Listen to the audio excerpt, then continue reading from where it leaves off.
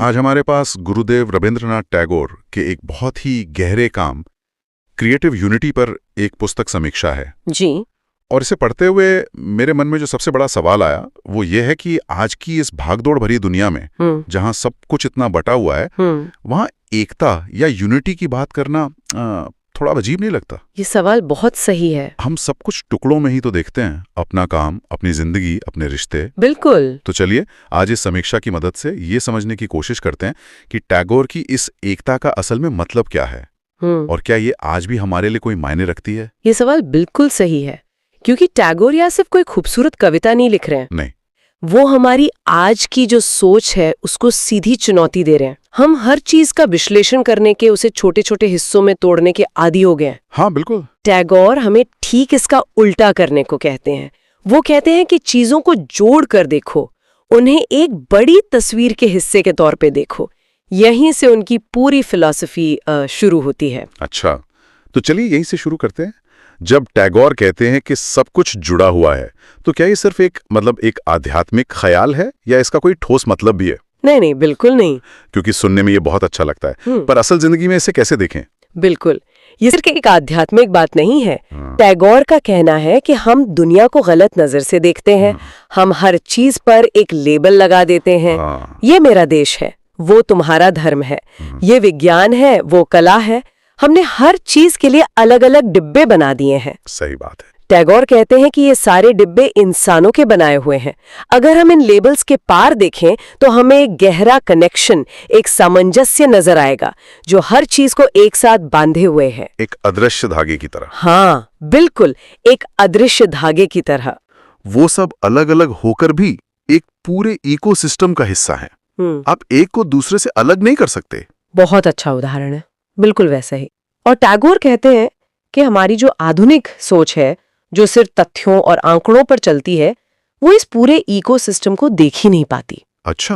वो सिर्फ अलग अलग पेड़ों को गिनती है और इस चक्कर में हम जंगल का जो असली सार है, जो उसकी आत्मा है, उसे ही खो देते हैं। असली सच्चाई उस जुड़ाव में है, उस रिश्ते में है। और यहीं पर बात वाकई दिलचस्प हो जाती है, क्योंकि फिर प्रेम, खुशी और रचनात्मकता जैसी चीजों का मतलब ही बदल जाता है। उनका मतलब ही बदल जाता है।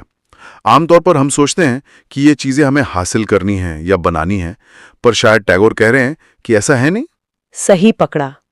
उनका मानना है कि ये सारी चीजें तब पैदा होती हैं जब हम अपने और बाकी दुनिया के बीच की दीवारें गिरा देते हैं। अच्छा। जब एक कलाकार कुछ लचता है तो वो कोई नई चीज नहीं बना रहा होता, बल्कि वो उस गहरे सार्वभौमिक जुड़ाव को कोई शक्ल दे रहा होता है। चाहे वो संगीत हो या कविता, ये सब उसी एकता की अलग अलग अभिव्यक्तियां हैं। ये बात तो रिश्तों पर भी लागू होती होगी, है ना? बिल्कुल। जब हम किसी से बहुत गहरा जुड़ाव महसूस करते हैं तो उस वक्त हम मैं और तुम के भेद से ऊपर उठ जाते हैं। वहां एक हम का एहसास होता है। बिल्कुल। सच्चा रिश्ता वही है जहां दो लोग अपने अपने अहंकार से ऊपर उठकर उस गहरे कनेक्शन को महसूस करते हैं। तो आप देख रहे हैं, ये सिर्फ कोई किताबी फलसफा नहीं है। इसका असर हमारी रोजमर्रा की जिंदगी के हर पहलू पर पड़ता है। ठीक है, तो ये एकता का विचार सिर्फ हवा में नहीं है। टैगोर इसे जीने का एक तरीका बताते हैं। तो इसे और गहराई से समझने के लिए हम इसे 3 हिस्सों में देख सकते हैं। पहला, जो मुझे बहुत दिलचस्प लगा, वो है खुशी और अस्तित्व का जुड़ाव। हाँ, और ये आज के समय के लिए बहुत जरूरी है। हम सब खुशी के पीछे भाग रहे हैं। ज्यादा पैसा, ज्यादा सफलता, ज्यादा चीजें। हमें लगता है कि इन सब से हमें खुशी मिलेगी। टैगोर कहते हैं कि ये एक अंतहीन दौड़ है, एक मृग तृष्णा है। असली खुशी, जिसे वो आनंद कहते हैं, वो बाहर से नहीं आती। तो फिर वो कहाँ से आती है? मतलब अगर बाहर नहीं है तो वो आती है ये महसूस करने से कि हम इस ब्रह्मांड से अलग थलग नहीं है, बल्कि इसका एक अटूट हिस्सा है। अच्छा। जब आप सुबह उठकर सूरज को देखते हैं और ये महसूस करते हैं कि आप और वो सूरज एक ही ऊर्जा का हिस्सा हैं, तो जो शांति और ठहराव मिलता है वही आनंद है। ये इच्छाओं के पूरा होने से नहीं, बल्कि जुड़ाव को महसूस करने से मिलता है। ये बात तो बहुत गहरी है। अच्छा, समीक्षा में पूर्व और पश्चिम के मिलन की भी बात की गई थी। वो भी आज की दुनिया के लिए बहुत जरूरी लगता है। बेहद जरूरी। टैगोर किसी एक पक्ष में नहीं थे। वो पश्चिम की तार्किक सोच, विश्लेषण करने की क्षमता का सम्मान करते थे। हाँ, लेकिन वो उसकी उस आदत की आलोचना भी करते थे जो हर चीज को नियंत्रित करना चाहती है, हर चीज को टुकड़ों में बांटना चाहती है। उन्हें लगता था कि इससे दुनिया का संतुलन बिगड़ रहा है। तो इसका समाधान क्या उनके हिसाब से? समाधान है संतुलन। वो पूर्वी दर्शन जैसे अद्वैत वेदांत की बात करते हैं, जो सिखाता है कि चीजें ऊपर से भले ही अलग अलग दिखें, लेकिन अंदर से सब एक हैं। विविधता में एकता। बिल्कुल, विविधता में एकता। टैगोर चाहते थे कि पश्चिम का विज्ञान और तर्क पूर्व के अंतर्ज्ञान और जुड़ाव की भावना के साथ मिले। वो एक ऐसी दुनिया का सपना देखते थे जहां दिमाग और दिल दोनों को बराबर अहमियत मिले। तो एक तरह से टैगोर कह रहे हैं कि हमें सिर्फ चीजों का विश्लेषण ही नहीं करना चाहिए, बल्कि उन्हें महसूस भी करना चाहिए। सही। जैसे कोई डॉक्टर जो बीमारी की रिपोर्ट भी देखता है और मरीज का हालचाल भी समझता है, दोनों जरूरी हैं। शायद सबसे महत्वपूर्ण बिंदु है। हाँ, रचनात्मकता। हम अक्सर सोचते हैं कि रचनात्मकता का मतलब है आर्टिस्ट या लेखक होना, पर टैगोर के लिए इसका मतलब बहुत बड़ा है ना? बहुत बड़ा। उनके लिए रचनात्मकता सिर्फ कुछ बनाना नहीं है, ये एक अनुभव है। अनुभव? हाँ, सीमित में असीम को महसूस करना। ये सुनने में थोड़ा मुश्किल लग रहा है। सीमित में असीम को महसूस करना, इसका क्या मतलब हुआ? इसका मतलब है कि जब आप कोई भी काम पूरे दिल से, पूरे जुड़ाव के साथ करते हैं, तो आप अपने छोटे से मैं से बाहर निकलकर किसी बहुत बड़ी चीज से जुड़ जाते हैं। अच्छा। चाहे आप एक बगीचा लगा रहे हों, या किसी के लिए प्यार से खाना बना रहे हों, या कोई नया आइडिया सोच रहे हों, अगर आप उस काम में पूरी तरह डूब गए हैं, तो वही रचनात्मकता है। उस पल में आप ब्रह्मांड के साथ मिलकर कुछ रच रहे होते हैं। अच्छा, मतलब रचनात्मकता एक एक्शन नहीं, बल्कि एक स्टेट ऑफ बीइंग है, एक अवस्था है। बिल्कुल। ये इस बारे में नहीं है कि मैंने ये किया, बल्कि इस बारे में है कि मैं उस काम को करते हुए दुनिया से कितना जुड़ा हुआ महसूस कर रहा हूँ। आपने पूरी बात का सार कह दिया। ये मैं से हम तक की यात्रा है। वाह। और यही आज की दुनिया की सबसे बड़ी जरूरत है, जहां हर कोई अपनी व्यक्तिगत उपलब्धियों का डिंडोरा पीटने में लगा है।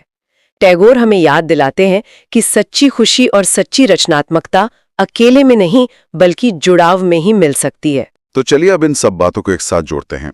हमने एकता की बात की, पूर्व पश्चिम के संतुलन की बात की, और रचनात्मकता के असली मतलब को समझा। जी। लेकिन सबसे बड़ा सवाल, आज के इस बेहद तनावपूर्ण और बटे हुए माहौल में 100 साल पुरानी ये बातें क्या वाकई कोई रास्ता दिखा सकती हैं, या ये सिर्फ सुनने में अच्छी लगने वाली आदर्शवादी बातें हैं? ये सवाल ही इस किताब का असली इम्तिहान है, और मेरे ख्याल से ये बातें आज पहले से कहीं ज्यादा जरूरी हो गई हैं। समीक्षा में भी यही कहा गया है कि ये किताब सिर्फ दार्शनिकों के लिए नहीं है, ये हर उस इंसान के लिए है जो अपनी जिंदगी को ज्यादा गहरे और सार्थक तरीके से जीना चाहता है। तो वो कौन सी ठोस वजहें हैं जिनकी वजह से ये आज भी काम किए हैं? कम से कम 3 तो साफ दिखती हैं।